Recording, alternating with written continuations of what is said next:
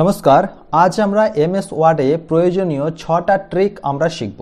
যে ট্রিক্সগুলো শিখতে গেলে আপনাকে অবশ্যই ধৈর্য সহকারে পুরো ভিডিওটি দেখতে হবে। খুব সহজ সরলভাবে আমি দেখিয়েছি, সহজ সরলভাবে বুঝিয়েছি এবং এই 6টা ট্রিক কিন্তু খুবই প্রয়োজনীয় এমএস ওয়ার্ডে, প্রত্যেককে জানা অবশ্যই দরকার। তাই ভিডিওটি শেষ পর্যন্ত দেখুন আর চ্যানেলে প্রথম হয়ে থাকলে অবশ্যই সাবস্ক্রাইব করে নোটিফিকেশন বেলটি অল বাটনে প্রেস করে রেখে দিন। এই ধরনের আরো প্রচুর ভিডিও আসছে। নিজেকে এক্সপার্ট করে তুলতে, কম্পিউটার এক্সপার্ট হতে অবশ্যই চ্যানেলটির সাথে থাকুন, প্রতিটি ভিডিও অবশ্যই দেখুন। চলুন দেরি না করে প্রয়োজনীয় 6টা ট্রিক একটি একটি করে আমরা শিখে নিই। নাম্বার 1, প্রথম আমরা যে ট্রিকটা শিখবো, এখানে কিছু টেক্সট আমরা ইনসার্ট করব। এমন অনেক সময় হয় আমরা যখন কোনো টিউটোরিয়াল শেখার চেষ্টা করি, কিছু শেখার চেষ্টা করি, তো সেক্ষেত্রে আমাদের অনেক সময় টেক্সটের দরকার হয়। তো আমরা কি লিখবো সেটা ভেবে পাই না, বা কোনো টেক্সট লিখতে গেলে সেটা লিখতেও দেরি হয়। তো সেক্ষেত্রে আপনি চটজলদি একটা টেক্সট এখানে ইনসার্ট করতে পারেন, তাও সেটা আপনার পছন্দ মতো, মানে কটা লাইনে চাইছেন, কটা প্যারাগ্রাফ চাইছেন, ঠিক আছে, সেইভাবে কিন্তু আপনি টেক্সট ইনসার্ট করতে পারেন। এর জন্য আপনি কি করবেন, জাস্ট ইকুয়াল দেবেন। ইকুয়াল দেওয়ার পর RAND র্যান্ড এই কথাটি লিখবেন। লেখার পর প্রথম বন্ধনী দেবেন, শিফট টিপে 9। এরপরে আপনি কতগুলো প্যারাগ্রাফ চাইছেন সেটি এখানে দেবেন। ধরুন জাস্ট এক্সাম্পল, আমি এখানে 3টে প্যারাগ্রাফ চাইছি, 3 দিলাম। আচ্ছা, এইবার কমা দিয়ে আমি এই 3টে প্যারাগ্রাফে কতটা করে লাইন চাইছি সেটা কিন্তু আমাকে এখানে দিতে হবে। ধরুন আমি প্রত্যেকটা প্যারাগ্রাফে 2টো করে লাইন চাইছি, তাহলে আমি এখানে 2 দেব। এরপরে ব্র্যাকেট ক্লোজ করব, এন্টার দেব। ঠিক আছে, দেখুন 3টে প্যারাগ্রাফ এখানে কিন্তু চলে এসছে। এরপর লেখার ফন্ট সাইজ অনুযায়ী কিন্তু একটু এদিক ওদিক হতে পারে। জাস্ট এই নিচের এই প্যারাগ্রাফটি দেখুন, এখানে আমি 2টো করে লাইন চেয়েছি, তো 2টো লাইন কিন্তু চলে এসছে। এরপর আপনি এখানে প্রয়োজনীয়ভাবে আপনার যে শেখার যদি কিছু চেষ্টা করেন, যেমন এখানে আমরা ফন্ট কালার বা সাইজ আরও বাড়ানো, বোল্ড করা, ইটালিক করা, এই ধরনের টিউটোরিয়ালের ক্ষেত্রে কিন্তু যখন টেক্সটের আপনার দরকার হবে, এই ধরনের টেক্সট আপনি ইনসার্ট করতে পারবেন। ঠিক আছে, এটা প্রয়োজনীয় একটা ট্রিক্স ছিল। আচ্ছা, এরপর আমরা দ্বিতীয় ট্রিক্সে চলে যাচ্ছি। এটা ছিল প্রথম ট্রিক। দ্বিতীয় ট্রিক আমরা যেটা শিখব সেটা হলো সেন্টেন্স কিভাবে ডিলিট করবেন।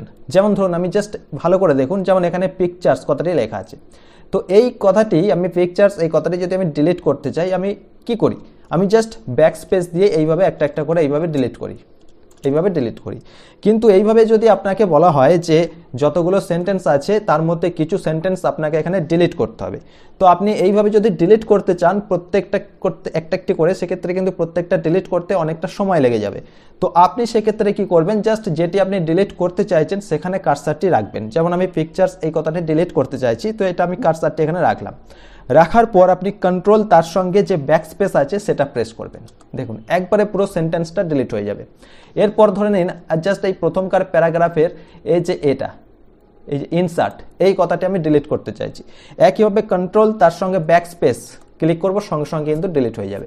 আপনি যেটি ডিলিট করতে চাইছেন তার আগে, যেমন ইনক্লুড আমি এটা ডিলিট করতে চাইছি, এখানে কার্সারটি রাখবো, রাখার পর কন্ট্রোল তার সঙ্গে ব্যাক স্পেস, দেখুন ডিলিট হয়ে গেল।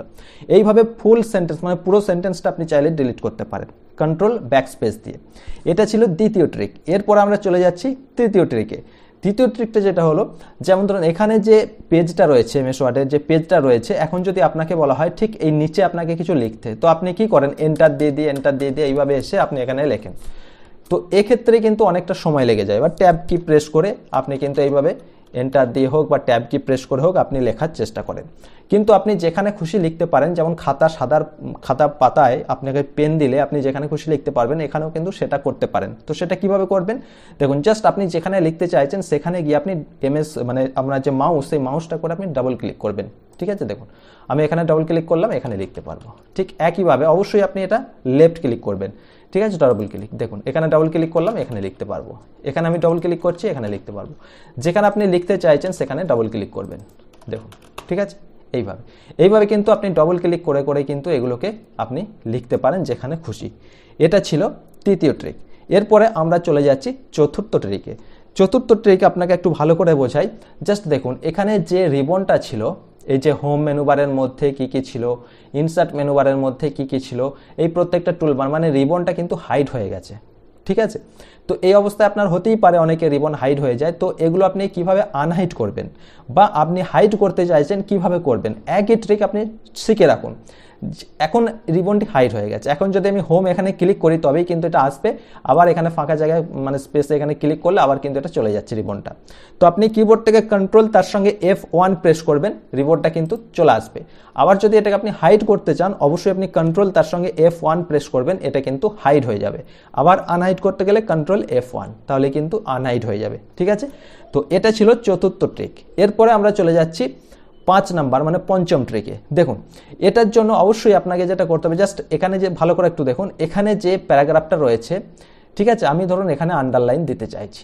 তো আমি এটাকে সিলেক্ট করলাম, সিলেক্ট করার পর আমি কন্ট্রোল তার সঙ্গে ইউ দিলাম, আন্ডারলাইন চলে এলো। বা আপনি এখান থেকে এসব জাস্ট এখানে আন্ডারলাইন দিতে পারেন। কিন্তু ভালো করে লক্ষ্য করুন, এখানে যে আন্ডারলাইনটা দিয়েছি প্রত্যেকটা সেন্টেন্স মানে যে স্পেস আছে সেই স্পেসগুলোতেও কিন্তু আন্ডারলাইনটা রয়ে গেছে।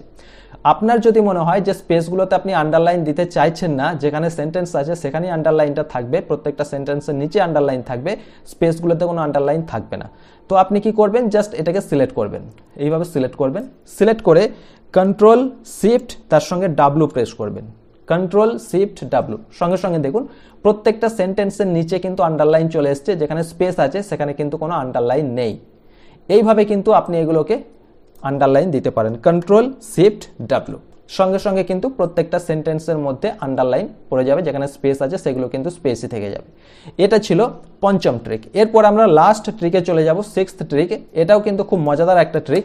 জাস্ট এখানে যদি আপনাকে বলা হয় মানে খুব চটজলদি একটা টেবিল ক্রিয়েট করতে, তো আপনি কি করবেন, আপনি জাস্ট ইনসার্ট মেনুতে যাবেন, সেখানে গিয়ে এই টেবিলে ক্লিক করে আপনি টেবিল ক্রিয়েট করবেন। তো এইভাবে না করে আপনি কিন্তু একটা ট্রিক কাজে লাগাতে পারেন, সেটা হলো কিবোর্ডে যে প্লাস আইকনটা রয়েছে সেই প্লাস আইকনটা আপনি দেবেন, দেওয়ার পর যে মাইনাস আইকনটি রয়েছে সেই মাইনাসটি এইভাবে দেবেন, ঠিক আছে। মানে যতটা আপনার গ্যাপটা দরকার ততটা এখানে মাইনাস চিহ্নটা দেবেন, এরপরে আবার প্লাস দেবেন। আবার ঠিক একইভাবে যতটা আপনার গ্যাপ দরকার এইভাবে দিলেন, ধরুন এটা আমি একটু বড়ই করলাম, এরপর আবার প্লাস দিলাম, আবার আমি এখানে মাইনাসগুলো দিলাম এইভাবে, আবার আমি এখানে প্লাস দিলাম, ঠিক আছে। এরপরে আপনি যখন এখানে এন্টার প্রেস করবেন সঙ্গে সঙ্গে কিন্তু টেবিলটা ক্রিয়েট হয়ে যাবে। দেখুন 3টে সেল মানে 3টে ঘরের সাথে টেবিল ক্রিয়েট হয়ে গেছে। এরপরে যদি আপনি টেবিলটাকে আরও বাড়াতে চান তো ট্যাব কি প্রেস করবেন, দেখুন এইভাবে কিন্তু ট্যাব কি প্রেস করলে টেবিলটা আরও বাড়তে বাড়তে যাবে। এটা খুব চটজলদি আপনি কিন্তু একটা টেবিল ক্রিয়েট করতে পারবেন control shift plus W press করে। তো এটা ছিল সিক্সথ ট্রিক, লাস্ট ট্রিক। তো এই 6টা ট্রিক আপনার কেমন লাগলো অবশ্যই জানাবেন। এই ধরনের আরও প্রচুর ভিডিও আসছে, প্রয়োজনীয় হেল্পফুল অনেক ভিডিও আসছে, জাস্ট চ্যানেলটির সাথে থাকুন, সাবস্ক্রাইব করে পাশে থাকুন, প্রতিটি ভিডিও দেখুন। আমি কথা দিলাম আপনি কম্পিউটারের এক্সপার্ট হয়ে যাবেন। আজ এ পর্যন্তই, ভালো থাকবেন, সুস্থ থাকবেন, ধন্যবাদ।